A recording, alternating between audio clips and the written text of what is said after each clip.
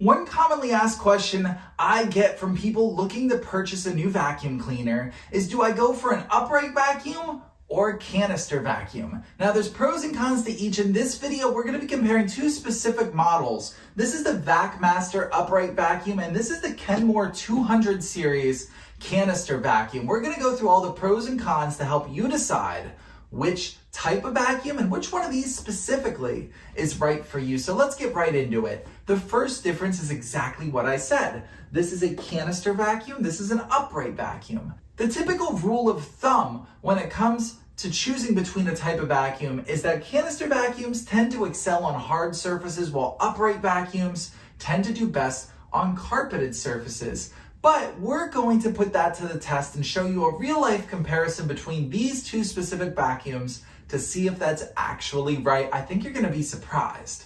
But before we get there, I want to talk about another distinct difference between these two vacuums in particular. And that is that this Kenmore 200 series is a bagged vacuum, where this Vacmaster is bagless. So that can be a pro or a con depending on what your preferences are. Some people prefer bagless models because they don't have to keep buying new bags, and they are easy just to pop off, empty into a trash can, be done with it.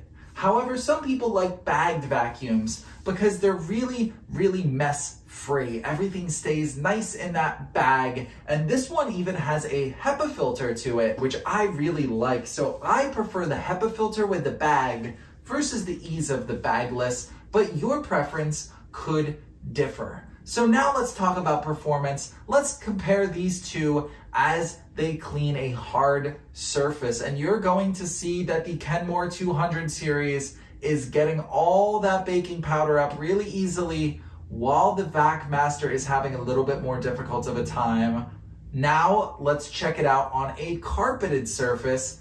And surprisingly, you're going to see that the Kenmore 200 series is actually doing a better job than the Vacmaster on carpet too. The Vacmaster seems to be pushing around a lot of that baking powder rather than getting it all up. So I was surprised by this result as well, but I think that goes to show that the Kenmore 200 series, with its motorized carpet attachment down here, really keeps it up with an upright vacuum as far as performance, and even beats out this Vacmaster, where not every canister vacuum has this motorized carpet attachment. So make sure that's something that you are looking for if you're considering a canister vacuum.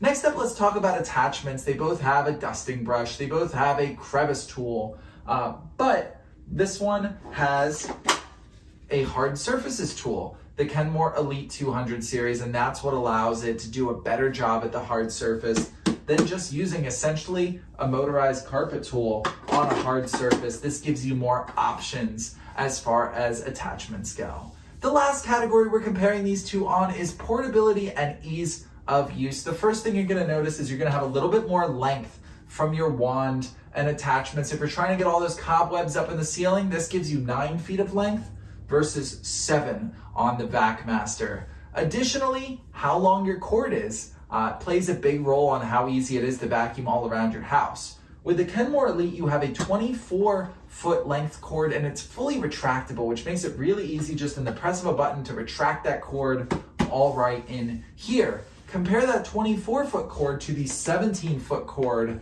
and it's not retractable in the upright. You're just going to wrap it around when you're done, so it's a little bit more time consuming to take out and put away.